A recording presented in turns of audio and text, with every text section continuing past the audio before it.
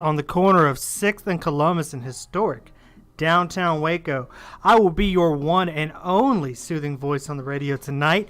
Edward Teague, also known as Blackbeard, your primary caster here at Nexus Esports. So tonight we're bringing you the Magic the Gathering Friday Night Magic Modern event. Our opening act tonight, Jacob Bourne versus Jake Daniel. And yes, tonight is the F&M of Jakes. Jake Bourne is a regular here at Nexus Esports, coming at us with his infamous mono green Stompie deck. Effectively just a strategy to ramp out mana as fast as possible to get big, large, undealable creatures, basically. Something you have to answer, something big like a trample hexproof such as Carnage Tyrant, or just a big trample that gets lands like Primeval Titan. On the other side, we have Jake D playing Bushwacker Zoo. What I believe this is it's a spin-off of Naya Zoo, which is a red, green, and white deck that focuses on cheap, efficient creatures, and Bushwacker was a strategy found in Goblins. But, yeah, it's basically creatures with E2B effects. As you just saw, he played a Vexing Devil just now. That Vexing Devil came out.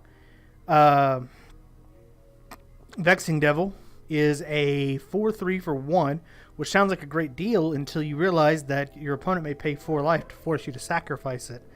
It's basically either a bolt or a big body, and it's a bit of a gamble, but it usually is highly economically efficient.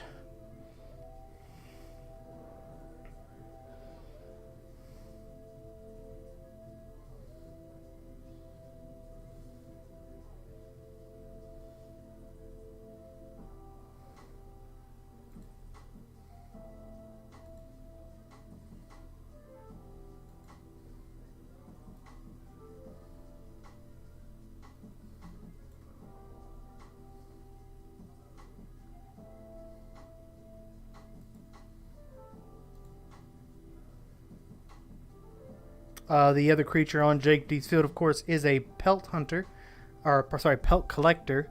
Let me pull that up for you real fast.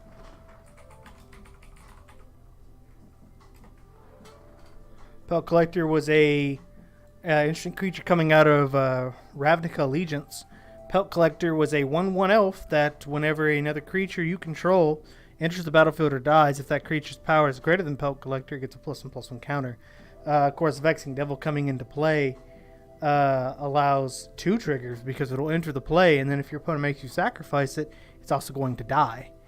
And so long as Pelt Collector has 3 more +1/+1 counter on it, it's a trample. So 1 more counter, and that's a 4/4 trample for 1. That is a big threat to deal with early on. Jake D, though, getting out sufficient mana to get out efficient green creatures to get damage in on Jake D. Now I understand the life total is not being updated as of this moment. We will get that amended in just a minute. But actually, let me go ahead and take care of that. I'll be right back, ladies and gentlemen.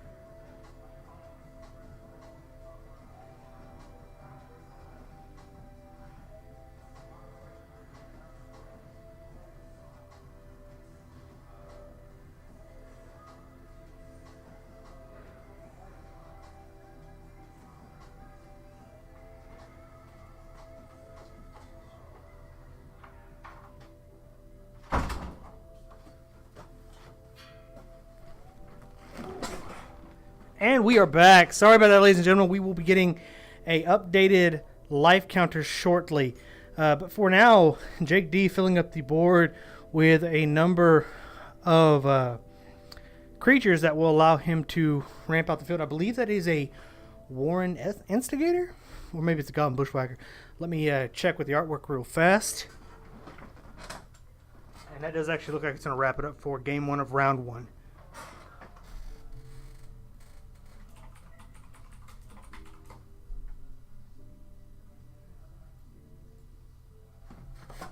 So yes, by the artwork, Goblin Bushwacker is a 1/1 for 1 with a kicker cost of 1 red. And if it enters the battlefield kicked, creatures you control get +1/+0 and haste until end of turn. Yeah, thank you there. Appreciate it.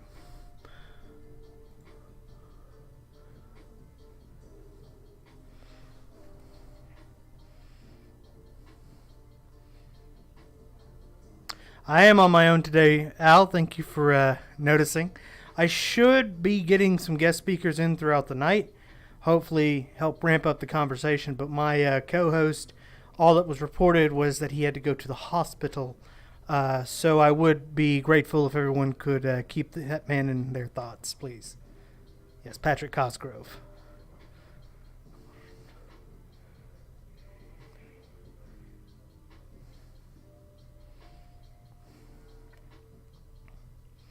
So looking at the matchup here and talking to all my viewers out there, I'd like to discuss any possibilities for sideboard options between these two decks. Jake D definitely has the tempo advantage in the efficient creatures, which just cause effects to happen. Bushwacker being among them, Pelt Collector, the Vexing Devil. These were all very key at getting damage in on Jake early and putting him within kill range, even though he had creatures on the field. What Jake needs is a way to either stave off creatures, right? So while you don't see it too often in green, any kind of vigilance option would be there. The other thing he needs is something that can help mitigate any accidental life loss, such as with Vexing Devil. Because if he can't compete with Vexing Devil in power, he has to pay the 4 life to make his opponent sacrifice it. If he was playing black, I would say Fatal Push would be his answer to Vexing Devil, but that's not going to happen. So he's going to need some kind of answer that allows him to regain life loss in that particular scenario.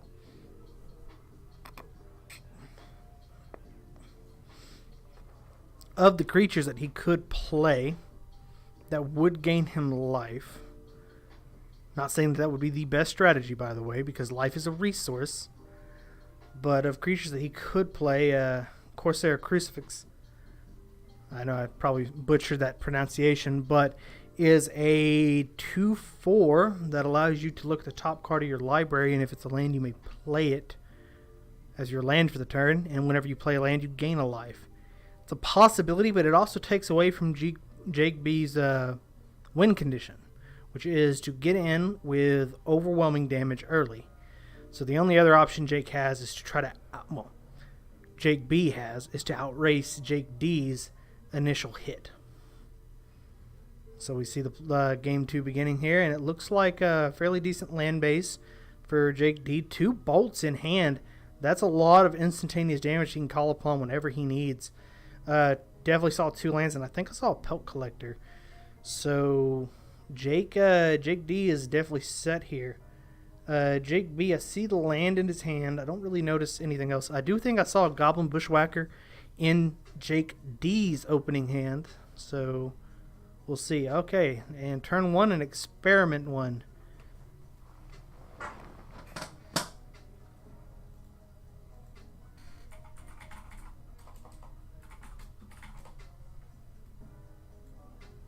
Experiment 1 was a interesting little 1/1 from Return to Ravnica. It had Evolve, so whenever a creature enters the battlefield under your control, if it has a greater power of toughness, put a +1/+1 on the evolving creature, and then you can remove 2 +1/+1 counters from Experiment 1 to regenerate it.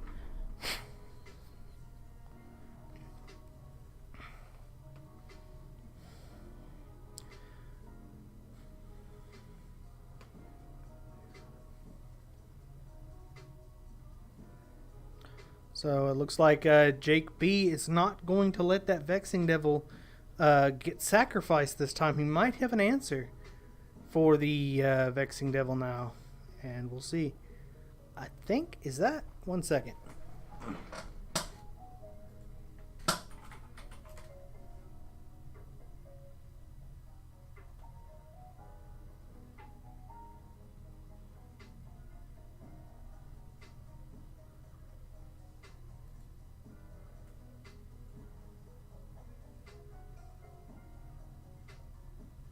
Can't quite remember what that little 2-drop green creature is, so if anybody who is watching the stream can help me out there, I'm not sure which one that is. We did see it last game, and then of course we see it die.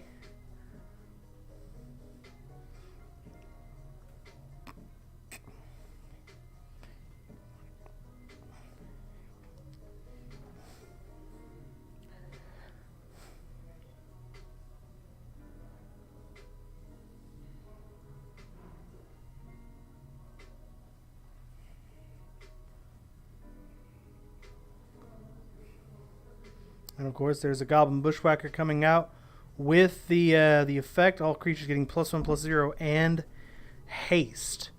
That's going to put a lot of force coming in at Jake, especially the Vexing Devil. Thank you, Viral. The Vexing Devil, of course, being a 6/4 now, is the majority of damage coming at Jake. The Pelt Collector is going to be 3 damage coming through. Jake could block and trade, which it looks like he's going to do, to try and get rid of the Pelt Collector. And he's going to take the rest of the damage. That's going to be 8 damage to the face. That's a lot of damage to take on a turn 3. Jake is definitely not in the best position. Unfortunately, that Vexing Devil allowed for Jake D to... Basically, there was no win-win there. You take the 4 damage, Pelt Collector becomes a 3/3 on turn 2, swings in for 3, and you did the 4 damage that turn, or the next turn, it just gave you a huge body to have to deal with.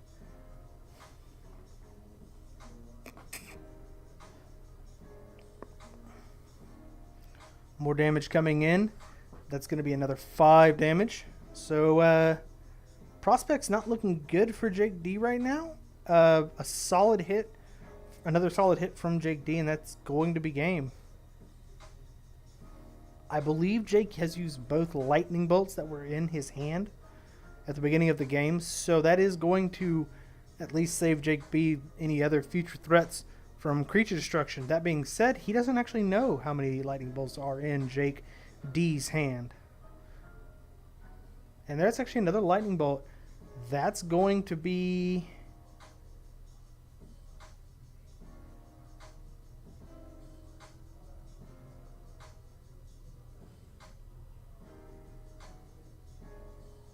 Yep, that damage is going to go straight to Jake's face.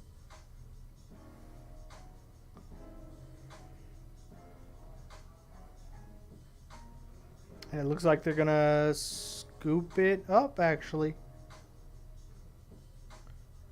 That's going to be a very quick round 1 going to Jake Daniel there. Finishing it off with some bolts from over the top and just creatures turning sideways. Very basic, very simple, very efficient gameplay. Everything you would expect to see from a kind of Naya Zoo deck. Definitely like the Bushwacker. So we're going to go to commercial break now, but if you stick with us, we will be back with round 2 of the Modern F&M here at Nexus Esports. Stay with us, and we will be right back.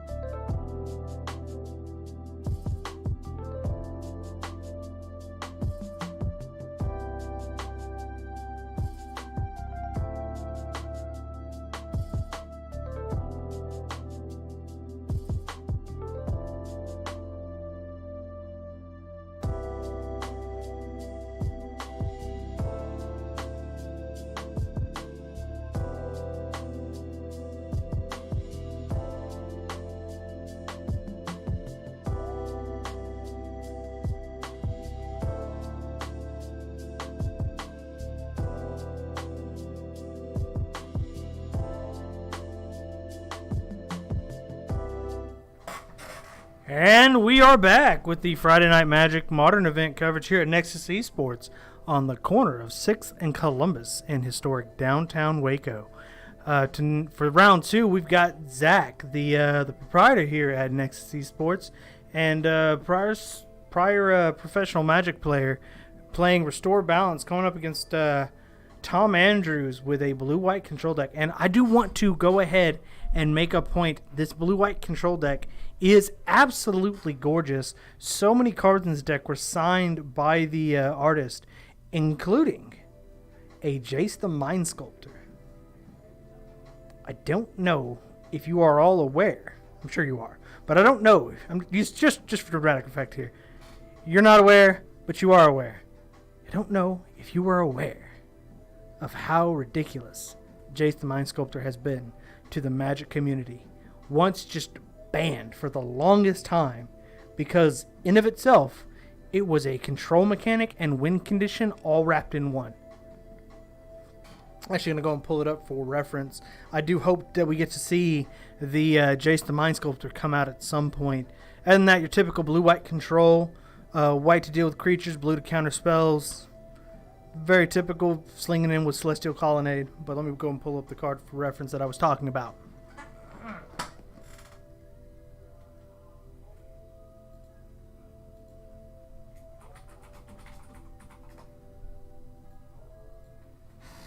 And here he is, Jace the Mind Sculptor, the power planeswalker from the, I guess you could call them kind of the golden era of planeswalkers, when there weren't really a whole lot of cards to answer them. They just kind of came out. So some border posts coming out for Zach there, using the mechanic of tapping down or using a land, bouncing it back to hand to cheat out the border posts.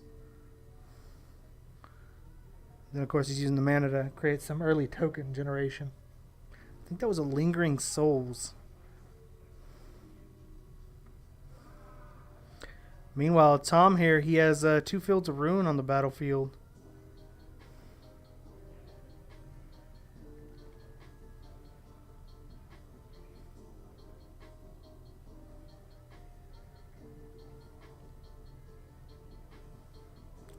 Tom not really getting a good mana curve.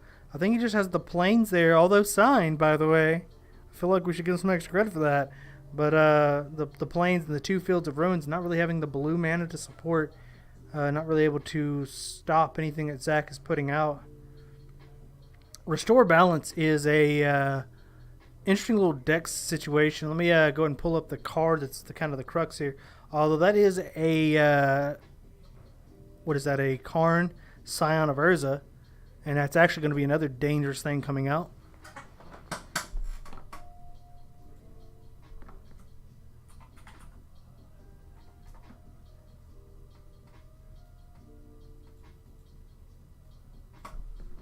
Talking about planeswalkers, here we have the Scion of Urza, the Silver Golem himself.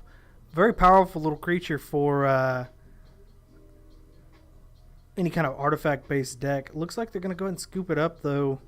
Looks like Zach's going to just take it, and Blue's going to move to game 2 here with sideboard options. So this is where control kind of comes into its own, right? Whenever you're playing against a control player, usually you're going to take game 2 because he's playing against generic threats and he doesn't have anything specific against your deck. Unless you just don't, like, he guesses right, or you were playing just a really generic win condition to begin with, the control player is probably going to lose game 1. He's going to come back game 2 on the play with sideboard specified against your deck, and he's going to come at you hard, right? A Restore Silence on round 2 would have been the end of Zach here, as all those little mana batteries he was putting out, the border posts, would have been unable to even tap for mana. And that would have killed any momentum he had for moving forward.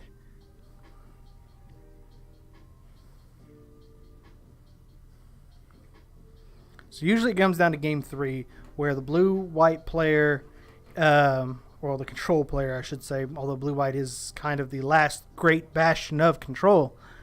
I guess it's not 100% true. In a way, the Death Shadow deck is a kind of control deck, although not really. But it does control the field in order to get in the Gurmag Angler, the Death Shadow, at the right time to get the damage. It is controlling the situation, which is the heart of the play style. But getting back to the main point, the control player's probably going to take game 2 unless he's just extremely unlucky. And then it comes to game 3 where his opponent has now sideboarded in to deal with any threats that may have been game-breaking, specifically sideboarded options in, and then it just comes down to can the blue-white player get on top of his opponent before his opponent gets out of control, which is kind of his disadvantage because the opponent of the control player will be on the play, giving them that initiative.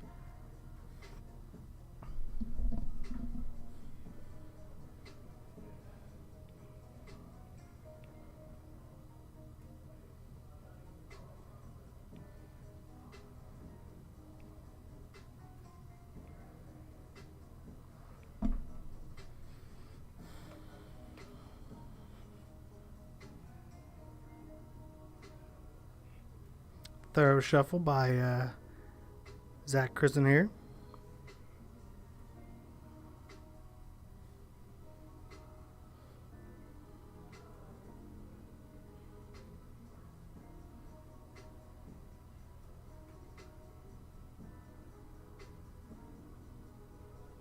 While we wait, I do want to go ahead and go back to the previous subject and discuss it. The Jace the Mind Sculptor. This Planeswalker was a terror. And let me explain why. First off, a 4-drop 3 loyalty, not usually great, means he must have a lot of power in his abilities. And dear God, does he have power. His plus ability, his only plus ability, is a +2. That is a massive amount of loyalty to give to any Planeswalker in an era when Planeswalkers were usually getting a +1 as any kind of positive to their loyalty count. And what an ability it is. It's basically Fate Seal, which is an old, I believe an old card from way back in the day. But it is to look at the top card of a library and you can put it on the bottom if you so choose. This is really powerful to control your opponent because what you can effectively do is Fate Seal, look at the top card of your opponent's library, decide whether or not it's something they need. For example, if it's land and they got land starved, you just put that land on the bottom and the likelihood of another land being the follow-up isn't there. If they need gas because they have lands and they just need spells to cast, and it's a powerful spell that would help them out, put it on the bottom. They don't get that spell. It is just a powerful little control mechanic. You decide what your opponent is and is not allowed to draw. The 0 is Brainstorm, which was arguably the reason why it was banned in the first place. For no change in loyalty, you draw 3 and put 2 back. Brainstorm's not allowed in Modern. Why should a Brainstorm on a stick be allowed? But that logic, of course, has changed because as a permanent, it is vulnerable. It is also expensive as a 4-drop. And if you, in fact, use that 0 ability, you leave Jace the Mind Sculptor within bolt range. So you basically paid 4 mana to Brainstorm, and that was it. The -1, as a -1 to just unsummon, is so incredibly powerful. Not just because you can simply take a creature that your opponent is depending on and send it back to hand, but think about what that means. You're playing blue. If you put a spell back or a creature back into spell form, that leaves it vulnerable to counter. This is dangerous against the blue, or dangerous whenever you're facing a blue player, because suddenly you may have gotten that creature out because the opponent was shields down, but if you got no play out of that creature, then you're left kind of holding the bag because now that creature you have to cast it again, you lose a turn basically, and it's likely just going to get countered. And of course the -12 excuse me, the win condition of Jace the Mind Sculptor.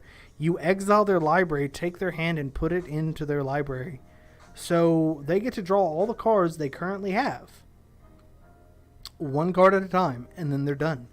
I actually watched somebody just deny their opponent until their opponent had no cards in hand and they had 12 loyalty on Jace.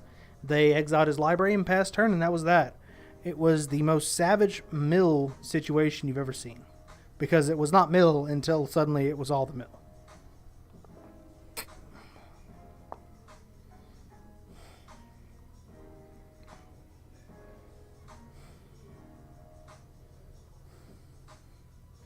You're seeing the blue and the white mana come out for Tomei here. But he doesn't seem to really be doing a whole lot.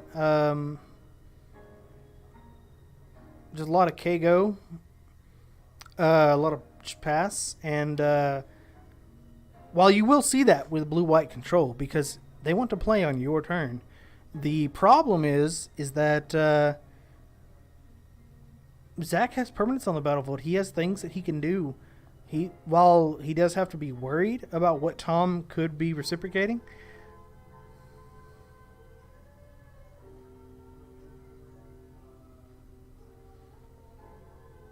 Zach has the board presence.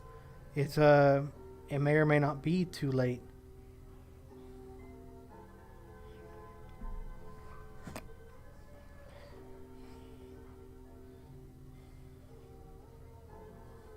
We see the Celestial Colonnade coming out. Celestial Colonnade is the man land of choice for blue-white control.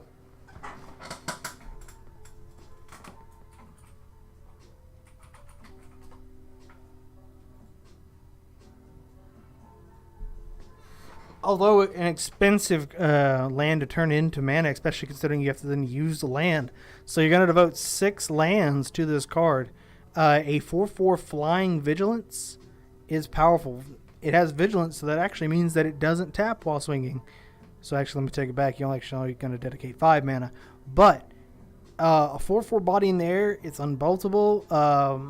It's hard to chump block because a flying chump blocker is just not something you're going to see regularly.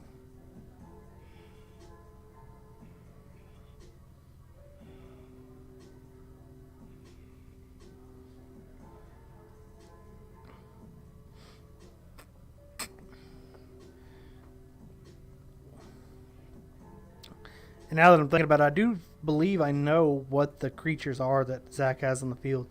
They're suspended. And I'm trying to remember what it is. It's a red creature that you can sacrifice, I believe, artifacts to remove time counters. And it just comes out as a giant body. So he is going to Cryptic Command, then cast it to a creature, which will, of course, counter it. And he will get his draw off of it.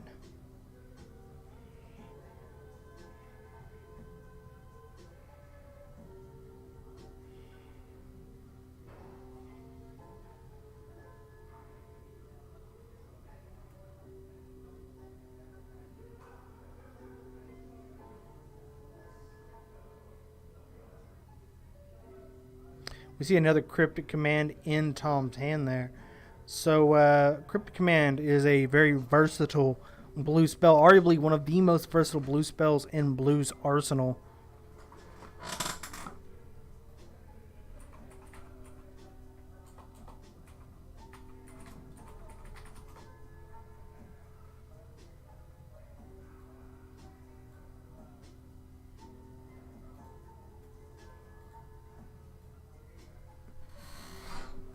So, for 4 mana, 3 of which has to be blue, you devote, you can choose one of 2 effects.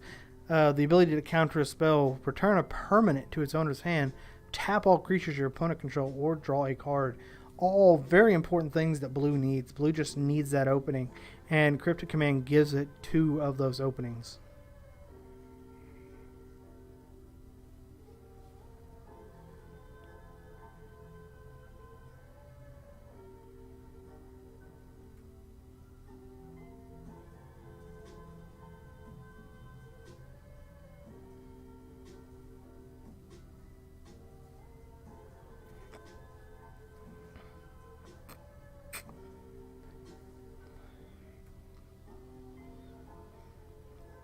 We see, of course, the Detention Sphere hit the field, removing the Karn Sign of Urza from the playfield. That's going to be extremely important as far as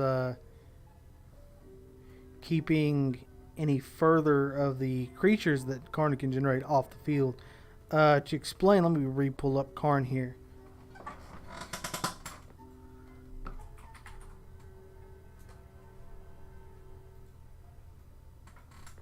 So the Scion of Urza, as a -2, creates a 0/0 construct that gets +1/+1 for each artifact you control. Since all of Zach's current mana sources are also artifacts, that means every creature made from Karn is just a massive body. I think right now it's a 4/4, which is a terrifying sight.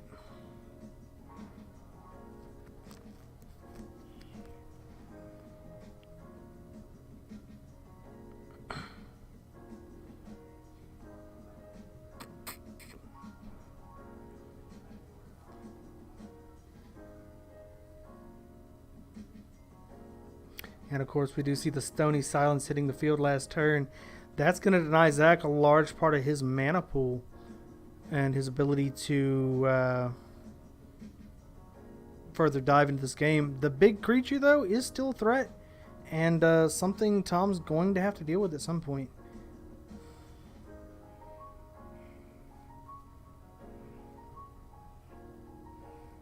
We do know that Tom has that Cryptic Command in hand, though. So at any time, he could simply bounce the construct, the token, back into Zach's hand, which will kill it because tokens cannot exist outside the battlefield. So we really got to wonder what Tom's playing it close to the chest. I assume that his intention here is to play the Cryptic Command whenever that second suspended creature comes out, to counter the casting of it, killing it, and then using the other effect to bounce the construct, effectively hamstringing Zach and allowing Tom to the leisure to play at his pace.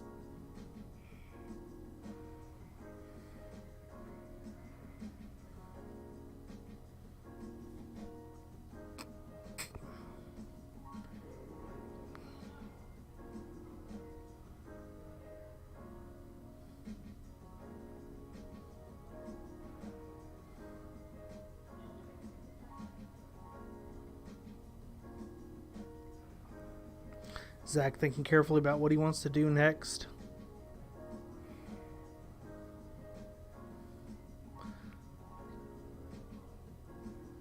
And here comes that Cryptic Command. As I suspected, he's going to counter the spellcast and bounce the token, destroying it. Also hamstringing Zach, preventing him from being able to really accelerate past this point. Zach now only has one source of mana active, that one mountain. Tom now has, with that massive mana pool, free leisure to play at his pace, and it basically just becomes a grudging match. I believe that is a Jace the Mind Sculptor coming out up there on the side. It is out of focus, and I want to try to... I apologize, that's a Celestial Calling. He's activating it. That's going to get 4 damage in on Zach.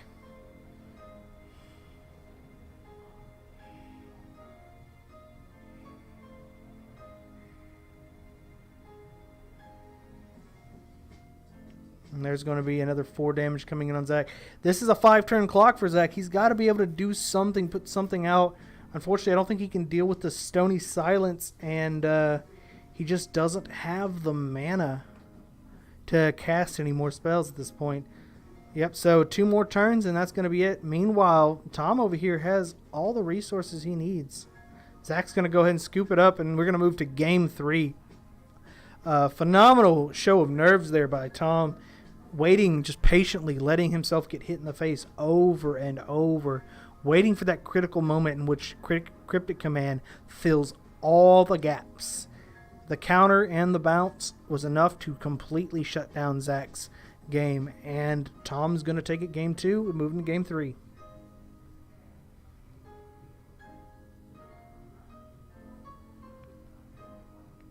Once again, this is the Nexus Esports Friday Night Magic Modern event here at our location on the corner of 6th and Columbus in downtown Waco. I am your host, Edward Teague, and I will be having guests throughout the night, but my typical co-host, Patrick Cosgrove, is in the hospital, so if you could, please keep him in your thoughts.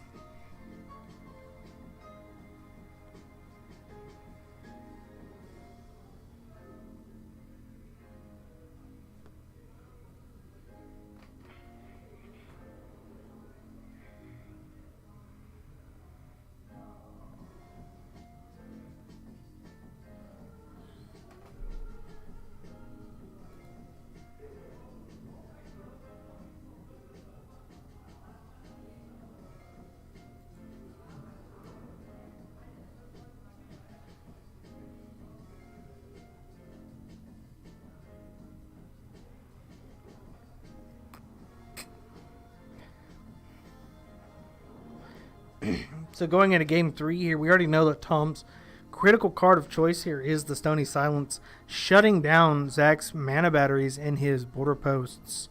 Without them, Zach's going to be hard-pressed to use any of the border posts to allow him to cast any spell that he needs to pull ahead in this game. Restore Balance would be a way to tip the scales in Zach's favor, no pun intended, of course. But it's going to require precise timing and an opening, and I don't think Tom's going to give him that opening.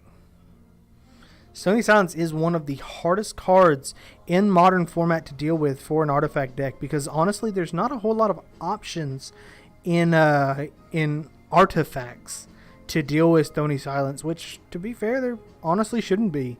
It is an anti-artifact card. To give artifacts a way to deal with its own counter would be akin to giving a deer a way to fight off a lion?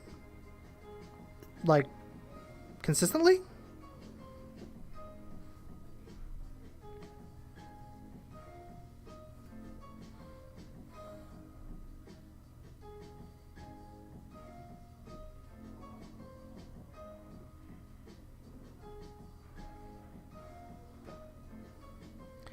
I'm going to go ahead and bring it up for reference. The crux of Zach's deck, of course, is Restore Balance.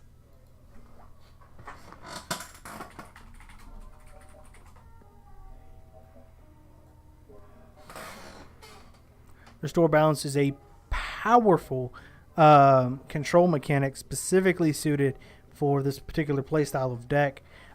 If you notice, most of Zach's mana sources are not lands, so by replacing a critical resource with an alternate source, if Restore Balance goes off at the correct time, then his opponent is basically left landless. It is a land denial strategy, and a very good one at that.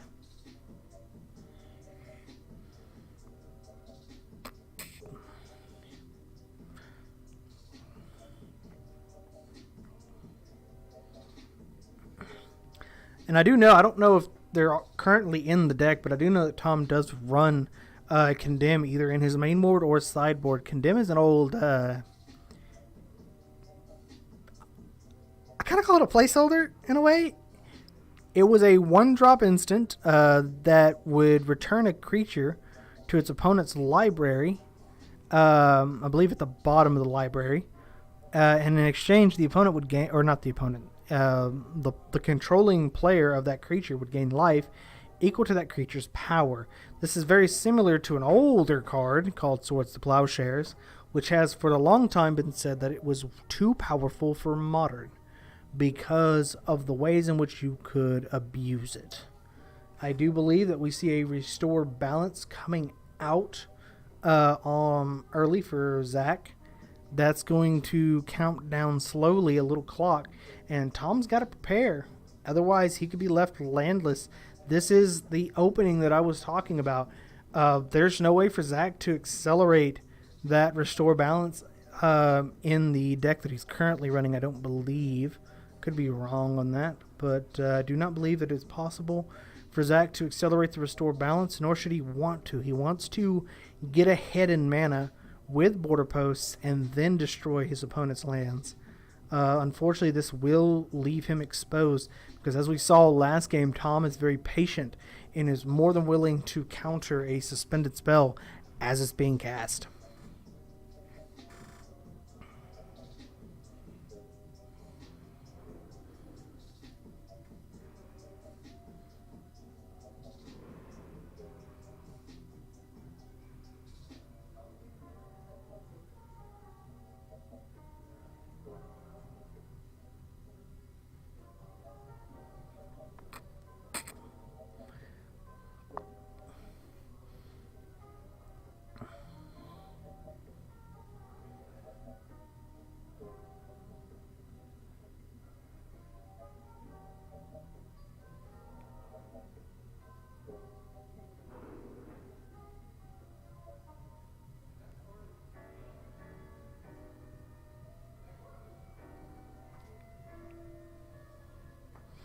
And here comes the suspended creature that we saw before. Let me go and try to find that creature.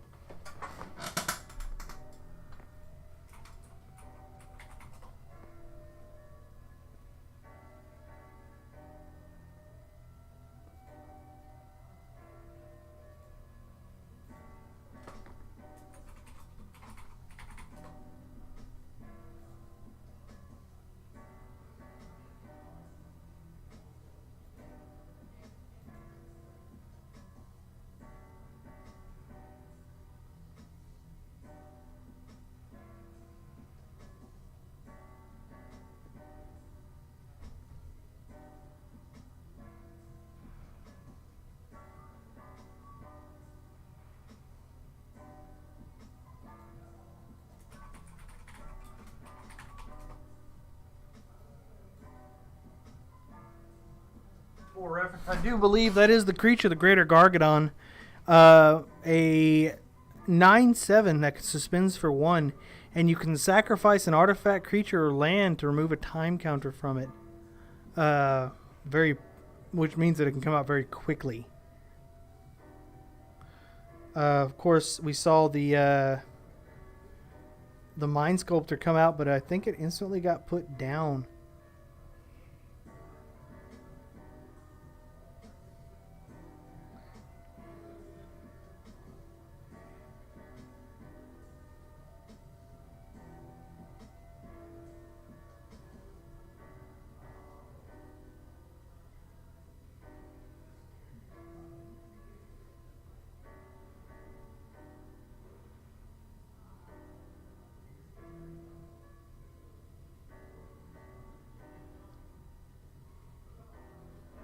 That, of course, is a miracle card. I'm trying to remember what it is. I think it was Terminus, which returns all creatures to their controller's library, I believe.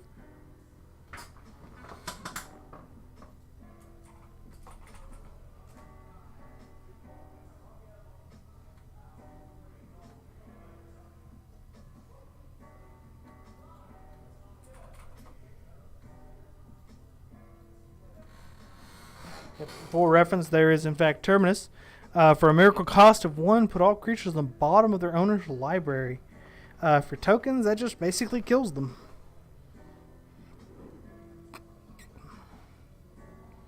So now Tom is trying to get the answers in hand, ready to go, to stop that restore balance when it happens. So there's a Jace, the Mind Sculptor, coming out.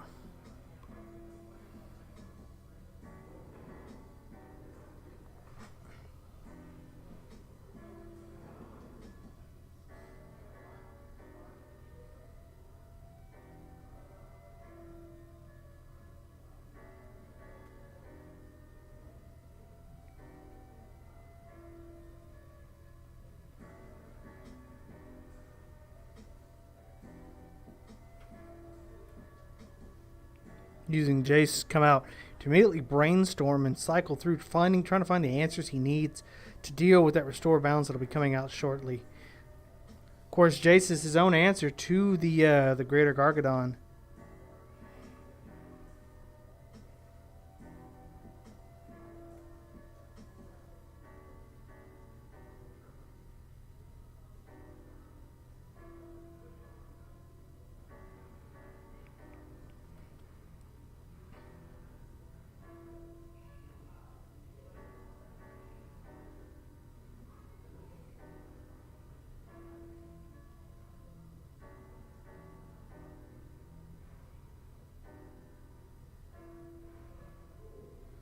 And it looks like Zach is going to go ahead and sacrifice lands to the Greater Gargadon to wipe all lands from the battlefield, quickly casting that restore balance. This means Tom's now got to rebuild his mana base.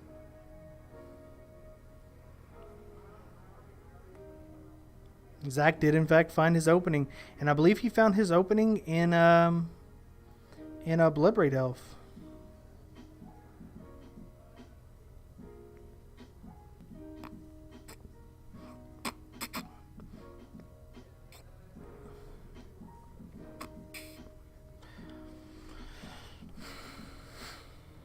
So it looks like Zach might actually get on top of this. Tom kind of left himself open, going greedy with the Mind Sculptor. Didn't expect the play with, I believe that was a Bloodbraid Elf pulling out the balance out of nowhere.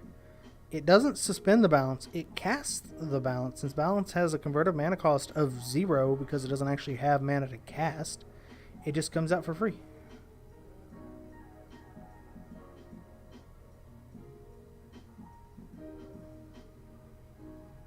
I believe they're trying to come up with it. Yep, then there's the handshake. Zach wins the game. So Zach takes it in 3. Very good showing by the blue-white control player, though. Love seeing the Mind Sculptors come out. Just all-around good show by all players. Very high-level gameplay going on there. We will be taking a short commercial break. I suspect very short because Control usually is the longest running of decks. But we will come back with round 3 of the Nexus Esports Friday Night Magic Modern event.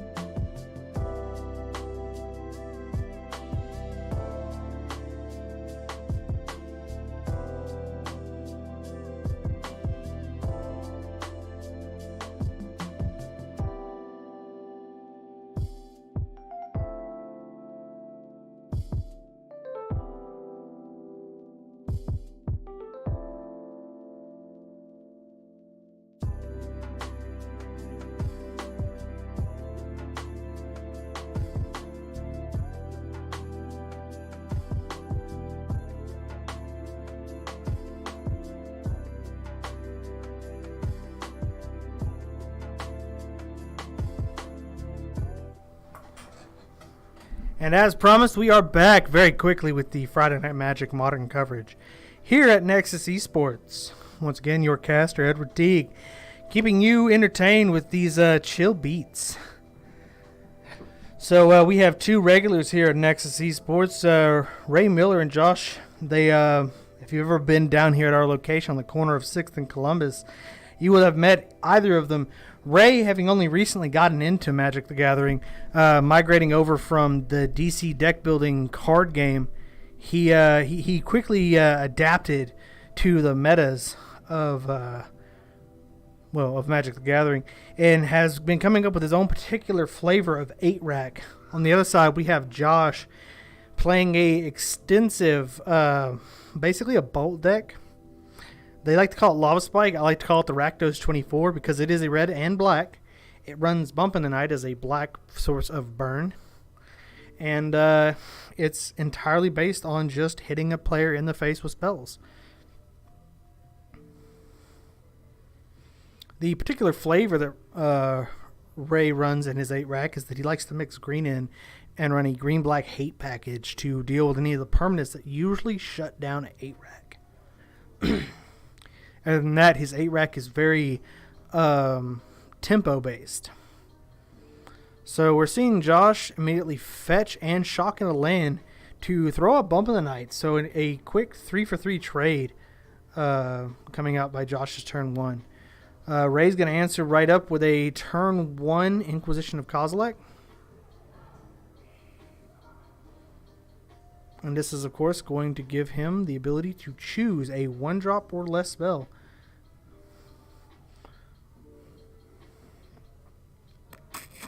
Off the top, we see a Skewer the Critics. We see a Lightning Bolt, both very good targets.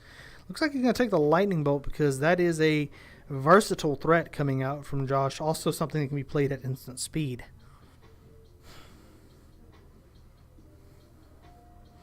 Had he allowed the Bolt and Skewer the Critics to stay in hand, they would both be coming out right now for a solid 6 damage on turn 2.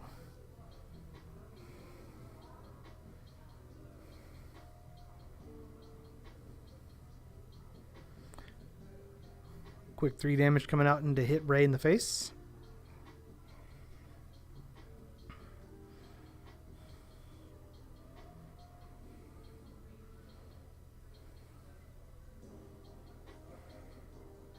So tapping 2 mana. Ray contemplating his existence. Untapping his 2 mana. Tapping his 2 mana again. And now going full in with the Smallpox, sacrificing a land, losing a life, and discarding a card. Very costly effect, but he's currently trying to limit Josh's resources, both his hand and his mana base.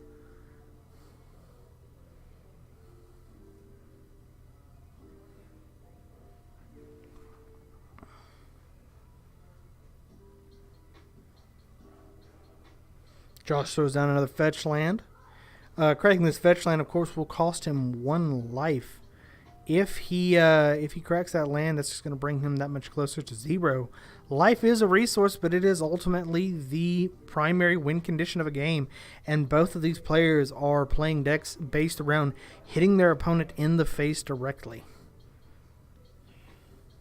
While Ray's is slightly less direct in the fact that it does hand denial and then uses that hand denial as a source of damage.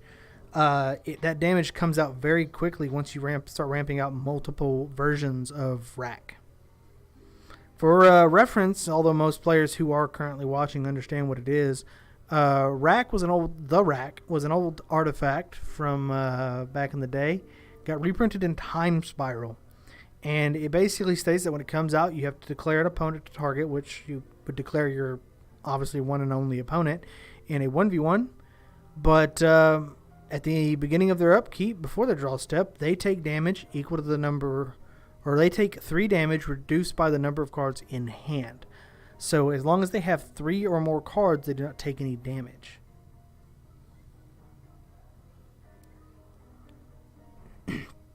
Of course, 8-Rack runs all of Black's hate package for a hand hate to try to deny them any cards so that they cannot effectively utilize so basically, so they just can't stay above their head above water, and the racks just start wearing them down. The other version of the rack that came out in Return to Ravnica was Shrieking Affliction, a 1-drop enchantment. If your opponent has 1 or less cards in hand, they take 3 damage.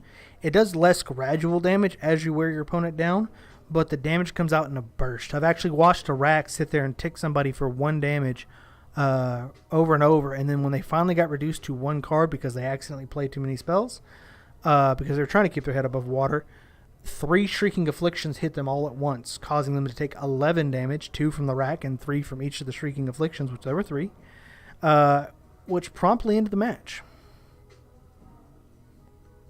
Shrieking Afflictions damage just comes out in a burst. So now he has his opponent, or Ray has his opponent Josh, down to no cards in hand, and that's just going to be 3 damage hitting him in the face every turn. And now it kind of becomes a race. Can Josh get enough damage to kill Ray, or should he try to retain cards in hand?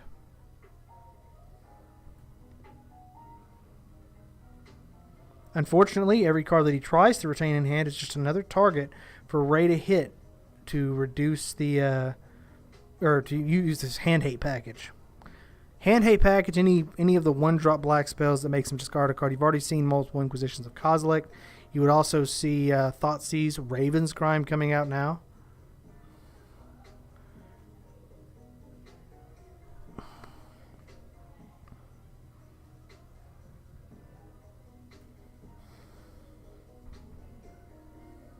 So both players taking damage and then Ray passing turn.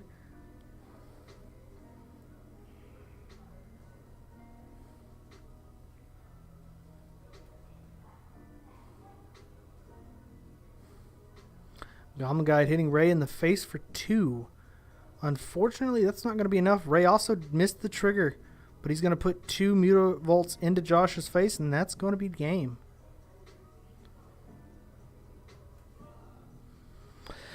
Very brutal and quick match between 2, I wouldn't say similar, but comparable decks in that they both do direct damage to their opponent.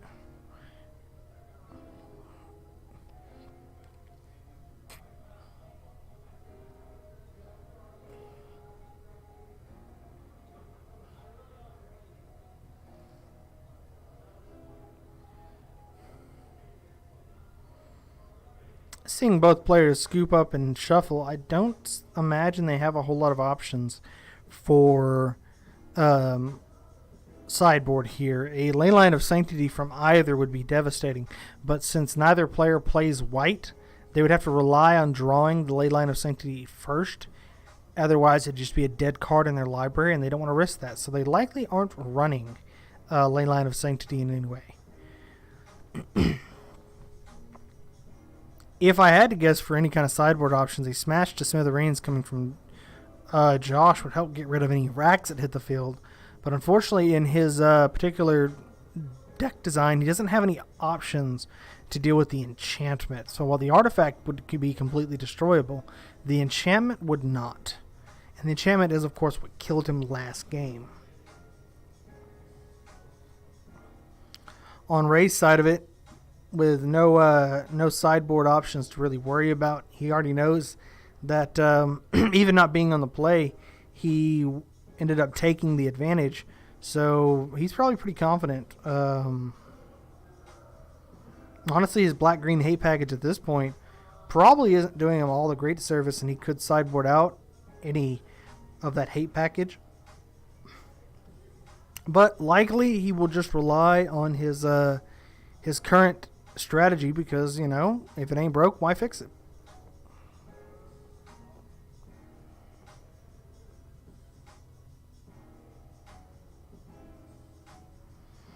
I gotta tell you, here in the streaming booth here at Nexus Esports with this these chill beats playing, I gotta say I'm getting a little drowsy. Somebody needs to bring me a coffee.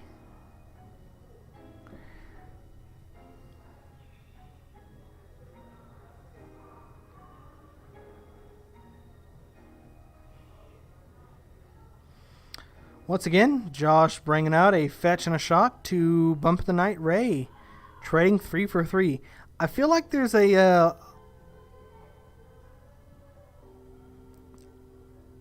bit of a rush to deal that damage because you're not really trading fairly with that. And here comes Ray with a Funeral Charm.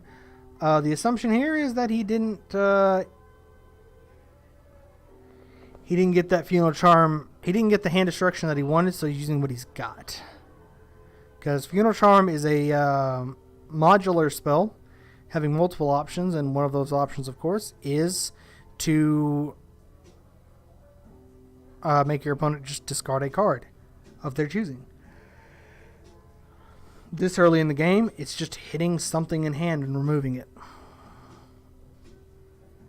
Ray trying to decide on what he wants to do here.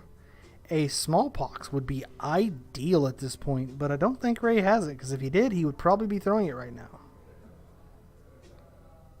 We see Urborg coming out. Urborg is a legendary land that turns all your lands into swamps in addition to any of their other types. So it doesn't force convert them the way Blood Moon does. But they all now count as swamps for anything that needs swamps for their effect. And they all now tap for black mana in addition to their type, including Urborg itself.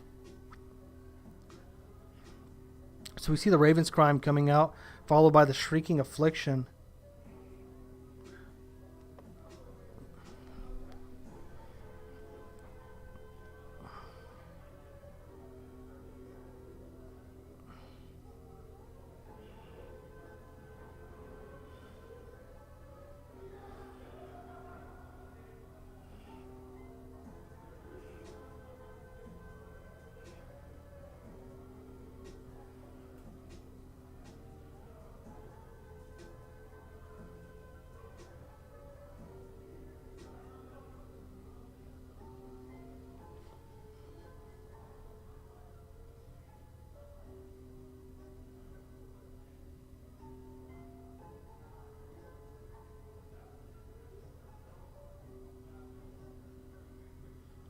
Looks like Ray's going to play a Mutavault and then use its swamp characteristic to pitch a land to retrace Raven's Crime. Let me go and pull up Raven's Crime for reference.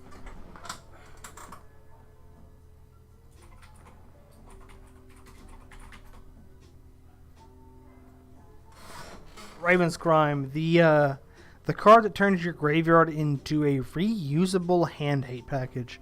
So Retrace was a mechanic from, I believe, Lorwyn, that allows you to recast the spell as many times as you wanted, provided you paid its retrace cost, which I believe was always discarding a land. So while it seems somewhat plucky, wow, I'm reading the description of the card. While it seems somewhat costly, for a card like Raven's Crime, every land suddenly just becomes another Raven's Crime. So whenever you have too many lands in hand, now suddenly it gives function to those lands. It's not just dead drops in hand. I believe it was one of the few retrace spells that was this, functional.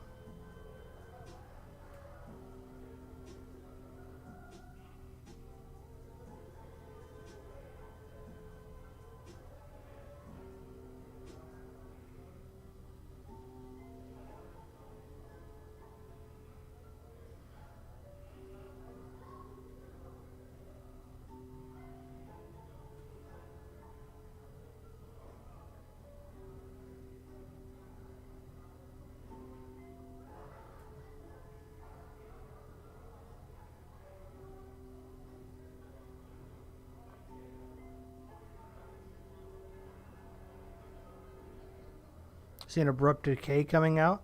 Destroy target permanent with converted mana cost, non-land permanent with converted mana cost 3 or less. He's going to go and destroy the Grim Lavamancer, removing the last source of consistent damage. Ray, of course, is going to play another Urborg, removing the other Urborg, then tapping it to activate and swing with Mutavault. So an extra 2 damage coming into Josh, and he's going to pass turn, taking another 3.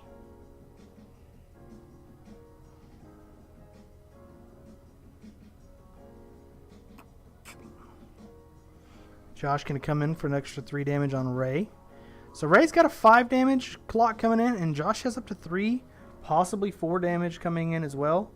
So it really is get close to this point. Ray's got to get the damage out as soon as possible here.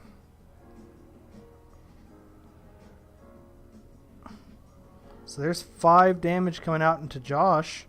Josh has this turn to try to turn it around. There's a Swift Spear coming out.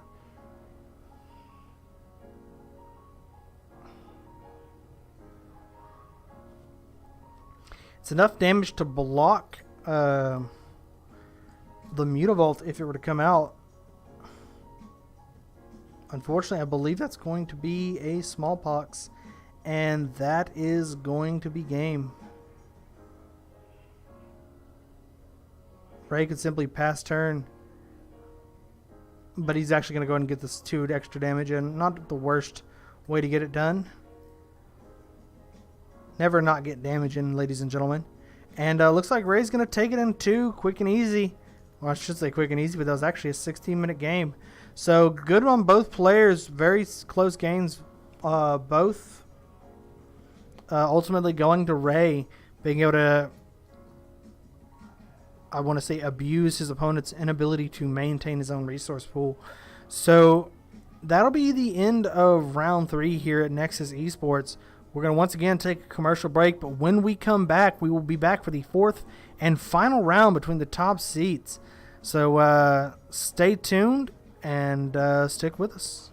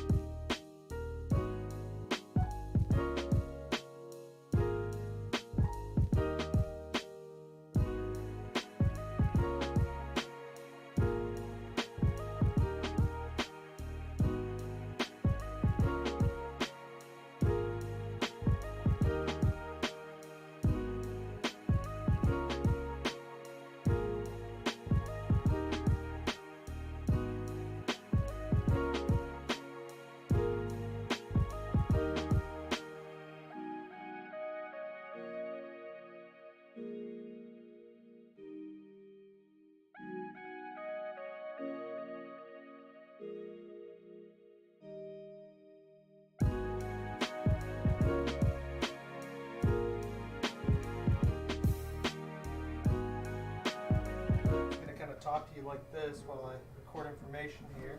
So you just let me know what works and what doesn't.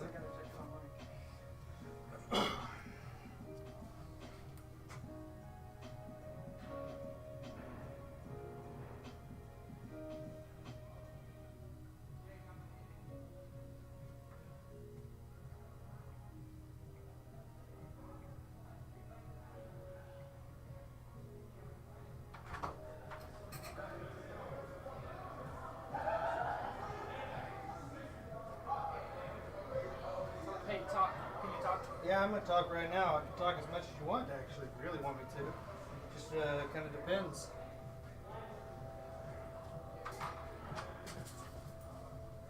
Alright, are we actually live right now, sir? Yes. Well, ladies and gentlemen, I apologize for the idle banter, but we are currently testing the mic. We'll be with you just shortly.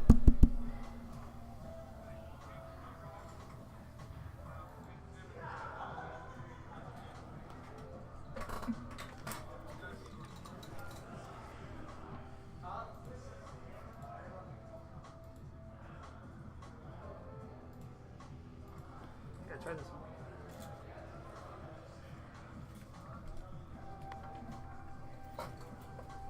So the real question is, are we both working here? Doesn't look like it. Well, actually, I can't tell. Are we working or are we not working?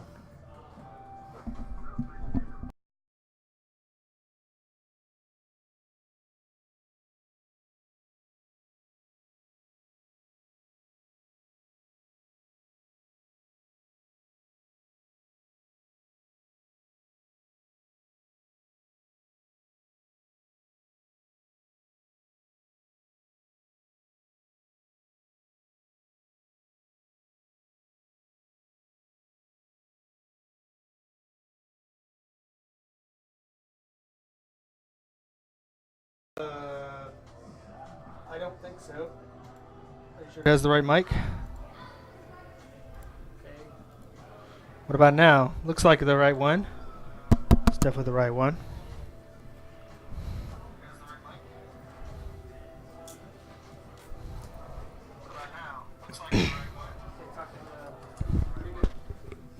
So we good? All right. I apologize for that, ladies and gentlemen, but it looks like we are set.